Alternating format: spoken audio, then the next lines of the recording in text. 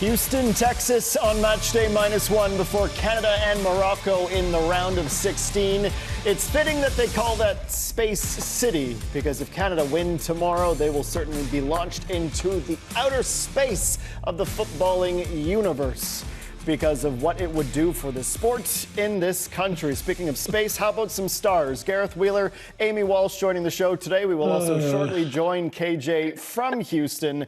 We will also discuss with Oliver Platt Toronto. Now that all of the World Cup matches that it will host are in the books, the scaffolding is already coming down on what we can once again call BMO Fields. But with that, today was match day -1, an opportunity for the Canadians to meet with the media. The media can ask some questions, try to get some sound bites out of Jesse Marsch and go into what could become something very, very special for this program. Question 1 was about Morocco, who Canada are going to face, and Jesse Marsch was very complimentary of the opposition for tomorrow's match. We're excited. Like, we want to be here. This is where we expect it to be, and this is where we want to be.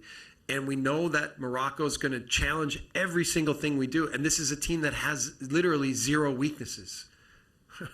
So even when I've sat in front of them and created a match plan, I've basically said to them, look, this team has zero weaknesses, but we have to try to be good at the things that we care about and that we are good at.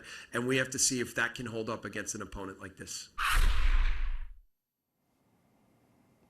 Gareth Wheeler, zero weaknesses is how Jesse Marsch describes Morocco. We know he loves the podium. We know he loves the microphone. A little bit of gamesmanship, some honest compliments as well. But what did you make of the gaffer's assessment of the North African side? Not quite as good of an attempt to pivot as your intro. Blast off into outer space. You should have just said it would be out of this world. Yeah, you're right. Come on, that was a layup. It was simple for you. Listen, I don't think any of us are buying it that Morocco has no weaknesses. I don't think there's a team on the planet that doesn't have the weakness. And over the course of the press conference, hearing the Moroccan media, not once, not twice, but 3 times challenge Jesse Marsch on that sentiment, saying that Marsch is simply using this as a tactic to downplay expectations. I'm kind of more on that side of the equation than anything else right now. Look, this Moroccan team is very good. You're not the 6th-ranked team in the world for no reason at all. They can play. They're well-rounded. Their style of play is very effective. It's very watchable. But this isn't a team full of Lionel Messis. They have one star player in Hakimi and a lot of really good players as well. They can sometimes be wasteful in their chances in attack, and they commit so many numbers forward, especially putting their fullback so high that it does leave them open to transition, which actually plays to Canada's strength. So I'm not buying the downplaying here. Like, there is no perfect team in this competition, although they are very good. I understand that sentiment here, but I'm not sure why Marsch is pushing that agenda so much at this point. Like, this isn't the Invincibles or anything like that. This is a team that has their strengths, which are clear, but has their flaws just like everyone else. Well, whoever's playing on the flanks is going to have to be Elastic Girl, like the Invincibles, going up and down to chase Hakimi or Mezraoui, right? I don't know what we're doing here, Wheels, but I'm on board. So I agree with you. I think it's a little bit of a tactic by Jesse Marsch, but I don't have a problem with it. It's like the free hit. It's like the house money. He believes his team can fully win if they're committed, if they disrupt Morocco, who are the better team here. So you just double down on it and you say this is a team that has very little weaknesses or they have no weaknesses. And it leaves tremendous upside for Canada, effectively takes the pressure off. But they believe internally, you have to believe that internally, they believe they can win this match. And they have to go out there and do exactly as you said. If there are weaknesses or vulnerabilities in that back line and in this team, it's in the throwing the numbers forward. You remember the 1-0 over Scotland. You remember, being down to Haiti and like how chaotic that first half was. So they will be looking at those matches. They will looking at those moments and how they can exploit that. But they will have to be airtight defensively. They will have to be very disciplined in their shape and pick their spots. And if they do get moments, maybe 1 or 2 over the course of this match, they will have to be ruthless. And Canada's track record at this World Cup has not been impeccable in that regard. Well, speaking of no weaknesses, let's bring in Christian Jack to join the conversation as well. KJ, There's a lot to like about Morocco. No one is downplaying for a moment that this is a very, very strong opponent. Is Jesse Marsch giving them a bit too much respect? What was your takeaway from the no weaknesses comment? Well, I think it's exactly the same card he's been playing all week, and I didn't expect anything different to it. I don't expect him to say the same thing he's saying to us that he's saying to his players. It's his job to find weaknesses. It's his job to tell his players you can exploit this team in these areas. It's certainly not his job to tell us what those areas are. I can tell you that in the press conference there was almost an uncomfortability about the fact that some of the Moroccan journalists shifted in their seats a little bit. Unusual hearing a coach with such universal praise about their side. We can talk about their record and how brilliant they've been since the last World Cup. But this is a team in the last World Cup that weren't favored to get through the group, certainly weren't favored to play the teams that they did and go through, and then play Brazil in the World Cup here that everyone was talking about Brazil. And then the Dutch, well, a lot of people were talking about them. So I have no problem with the coach flipping it on his head and saying that this is the favorite team and they should definitely be winning this game to us. If I felt that his players were mentally weak enough to start to believe that and not be ready, then I would say that it may be a bit of a problem. But I think Canada overall going into this game know that if they play their best and Morocco play their best, they're going to lose. So, you know, ultimately that's the facts, but they don't want to be overawed by it. And if they give their best, maybe there's an opportunity for them to find that Morocco can't give theirs. And I think the key here is that Canada have played up to some of their opponents in the past and in many ways struggled when they played down. So by building up an opponent, I don't think with this current group being the way that they are and who they've played over the last 2 years, it's mentally going to affect their preparation. Christian Jack joining us live on location, powered by General Mills. Amy, KJ, and the other members of the media have been asking Jesse Marsch and the players a lot this week about tactics and perhaps needing to adjust the way Canada have been playing under Jesse Marsch to try to get a result here. As the former national team player amongst us, if you were in that changing room and the coach was saying to you at training afterwards when you're doing your videos and your big meetings, look guys, our identity got us to this point, but now in the most important match we've ever played, we're going to change. We don't know for a fact that that's what's been said, but if that idea has been floated, how do you think the players would react to it? I think the idea of pragmatism has probably entered the chat for the players as well, understanding where they are, where they've never before been to a round of 16 at a World Cup. You know, we know they did very well, and it was almost a cementing of the status of this team as competitors on the world stage with the top opponents, you know, in Copa America. So now can he do the same thing at a World Cup? So you have to understand kind of where you are in the pecking order of world football, but at the same time, as a player hearing that, I would bristle, because I think your identity here, and it goes with our theme today so far, Jenkins and Wheels, it's your superpower. It really is. It's served them well. It's provided belief. It's provided success to a certain degree, even though they still haven't gotten that trophy, you know, like the men's team won in 2000. So there's trust and there's comfort in that. And it's something that you can continually return to. So you have to understand, though, that you have to layer on some tweaks, a little bit of changes here and there. But I don't think you go into this contest and think that you can get any success if you just throw everything out the window that you've built over the course of the last 2 years. Yeah, I think you're right, Amy. I think speaking to the players in what little evidence we've had and what we can witness, words like aggression, be the aggressor, be positive, be who we are, terms continue to come out. So in many ways, I think it might be a bit of a contradiction to what Jesse Marsch is saying, because if Jesse Marsch believes that Morocco are who he is telling us they are, I think they would require significant changes to the way that they play to get the best out of Canada.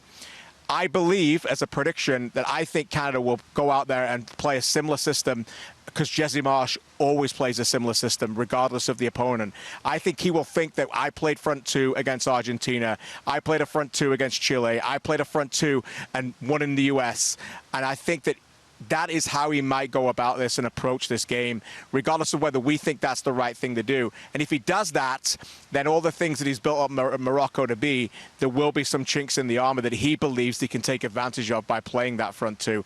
I think that's what's going to happen.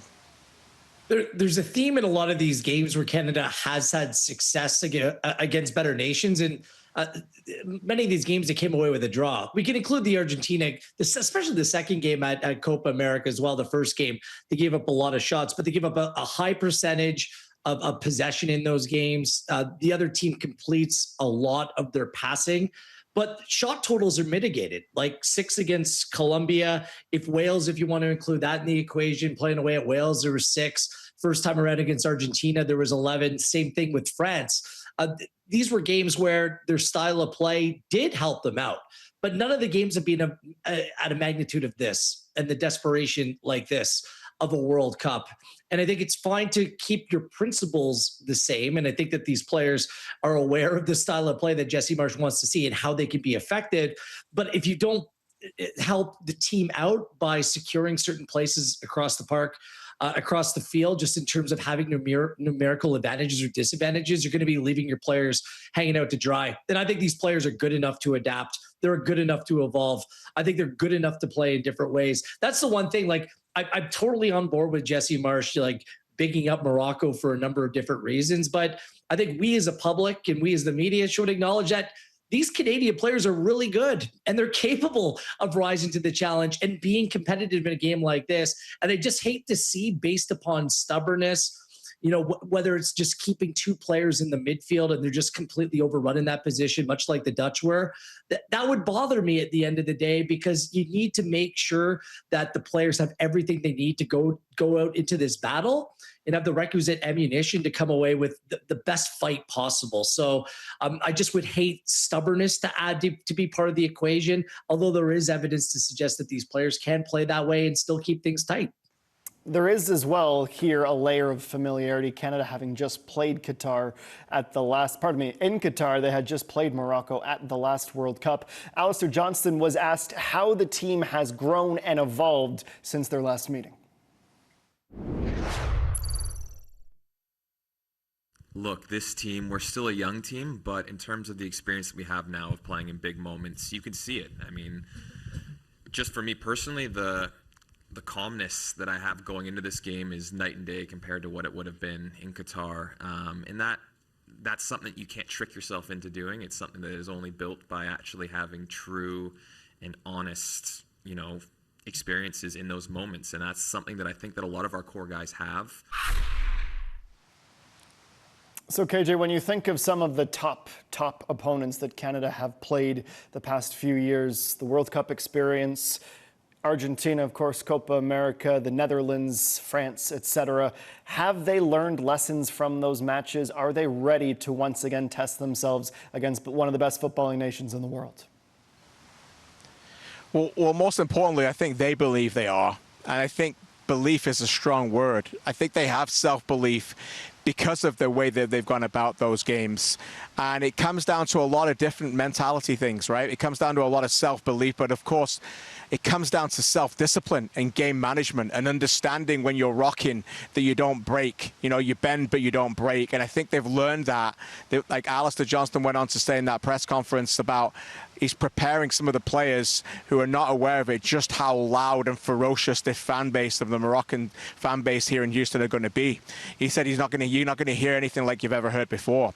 So there's those moments where some people can say, okay, well, they've done that. They had that with Argentina. They've had that with the crowd. I was in Orlando for the Chile game, for Peru, and obviously Mexico in Nations League. So they have faced that kind of issues in the past. And again, for me, the entire theme of this is if Morocco are not at their best, Canada can win. But Canada have to be at their best. And they can't be overawed by the emotion. And they can't be overawed by the occasion. And if they can keep that and they can keep level with that, they've got a shot. And it's a shot that they continue to talk about. Yeah, they've played some big teams collectively. I think the experience is pretty good in this team. And that's why the last World Cup was so important to literally half of this team who are in Qatar playing against 3 giant nations at that World Cup. But it goes beyond that just in terms of the national team reference points. You have players on this team that are playing in the biggest stadiums worldwide, in the Champions League and various other competitions. And I think their mentality is what makes them such a good unit together. Like, you hear a lot about brotherhood. I just like how they have a little bit of swagger for Canada and that they fight for one another. That's the one thing with this group of players. They will never, ever cheat you when it comes to effort. Like, And I think that will go a long way in this. It's also a benefit to this team that they're playing in a climate controlled arena. I think that suits the way that they play as well. So there's a lot of things going their way. The missing link here, and KJ, you kind of alluded to it, they just don't have that signature win under their belts. Like, they have some very important moments and some very important wins, but a win against competition like this, it's something that hasn't happened over the last 2 years under Jesse Marsch. So we're waiting for that moment. I think collectively, I think the players are relishing the challenge to come away with that moment as well, but they've ticked all those other boxes. They just need to come away with a result. Then you kind of feel like that circle's complete for this group. They're not quite there yet, but they're knocking on the door, and really Saturday is the opportunity to do just that.